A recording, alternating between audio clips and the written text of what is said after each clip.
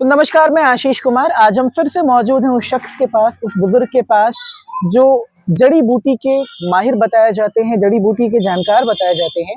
हालांकि हम आपको एक चीज बता दें कि जब भी बात जड़ी बूटी की होती है तो हम किसी आयुर्वेदाचार्य से ही उस पर विशेष जानकारी लेते हैं, लेकिन ये एक ऐसे बुजुर्ग हैं जो जड़ी बूटी की परख बहुत अच्छे से जानते हैं, उसको वो लाते हैं, अपने अनुभव से वो उसका उपयोग करते हैं।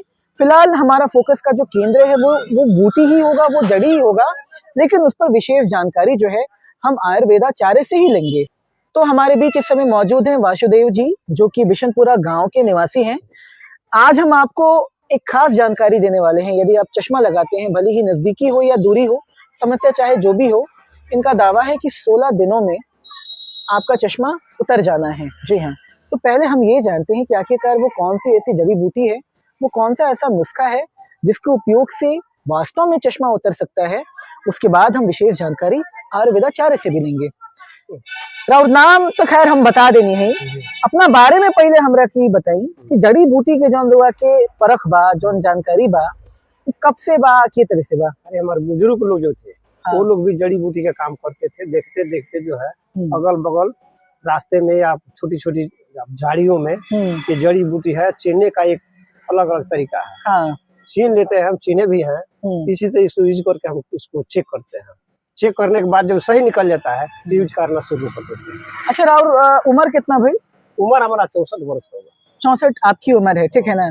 आपने पढ़ाई वढ़ाई भी की है जड़ी बूटियों के बारे में? जड़ी बूटी के बारे में एक छोटा सा किताब था, उसी से कुछ कुछ पढ़ कर उस भी निकाले हैं। मतलब मुख्य चीज ये है कि आपके परिवार में शुरू से ये परंपरा चलती आई है जड़ी बूटियों से जुड़ने की, तो आपको वो पूरी जानकारी, वो पूरा अनुभव है।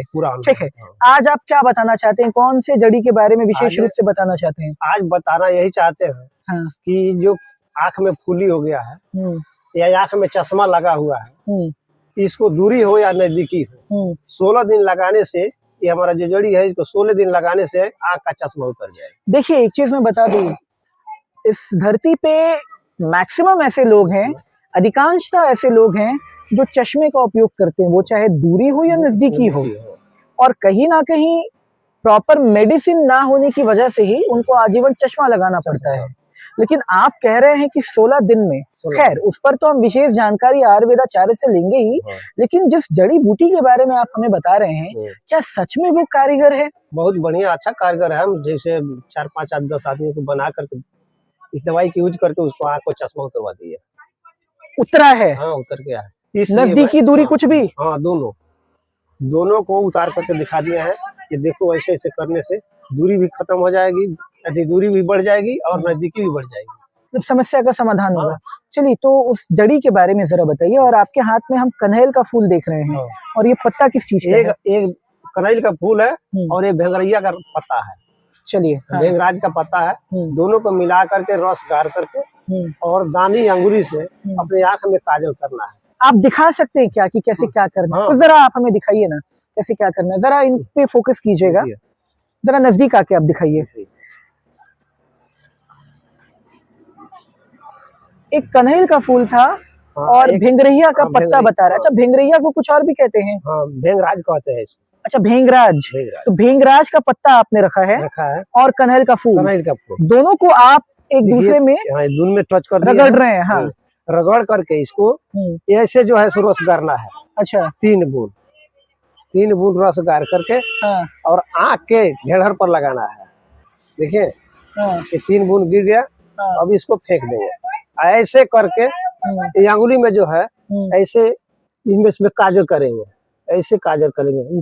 ऊपर वाला भाग में नहीं लगाना है, सब नीचे वाला भाग में दोनों में ही लगा लेना है।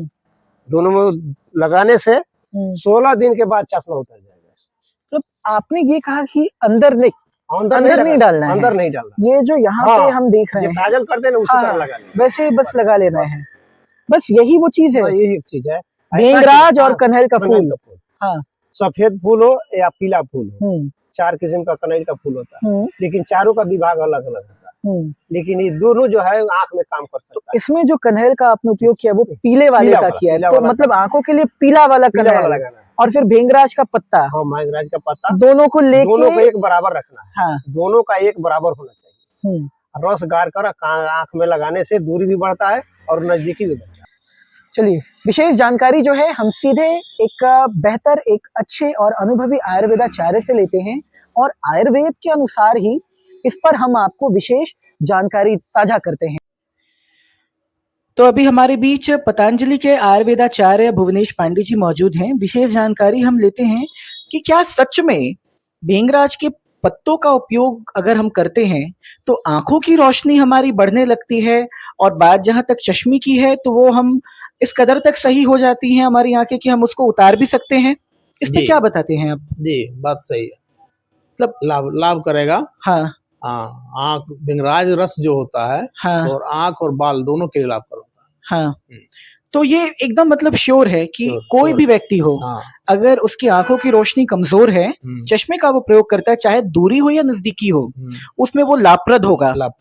हमने देखा कि कनैल के फूल का भी इस्तेमाल किया जाता है, मतलब कि भेंगराज के पत्ते को लेकर उसमें हम कनैल को भी मिक्स कर रहे हैं, पीले वाले कनैल को, फिर उसका जो रस निकल रहा है उसको हम आंखों के नीचे लगा रहे हैं। इस कनेर के लिए सावधानी होनी चाहिए, आँख के अंदर उसका रस हाँ। नहीं जाना चाहिए। नहीं जाना चाहिए। बाकी अगर सिर्फ हम भेंगराज के पत्तों हाँ। के रस का उपयोग करते हैं, हाँ, तो आँख के लिए लाभकर हो। दिन भर में कितनी बार इसका उपयोग करना होगा? 2 बार सुबह शाम हम कर सकते हैं। सुबह शाम।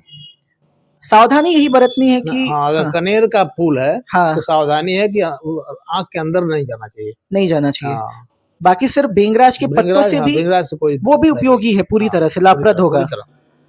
ठीक, किसी और भी तरीके से इसका उपयोग कर सकते हैं, जैसे कि रस का तो हमने देख लिया आंखों में, जैसे हम काजल लगाते हैं वैसे, या फिर किसी और तरीके से भी इसका उपयोग होता है? और तरीके से नहीं, आँख में तो उसी रूप में होगा, आत्मोतन के रूप में होगा, ड्राप के रूप में हम डाल सकते हैं, उसको छान करके, रस निकाल करके, छान करके ड्राप के रूप में आँख में डाल सकते हैं। सिर्फ भेंगराज के पत्ते? हाँ, केवल भिंगराज। चलिए, बहुत बहुत धन्यवाद हमसे जुड़ने के लिए। ठीक।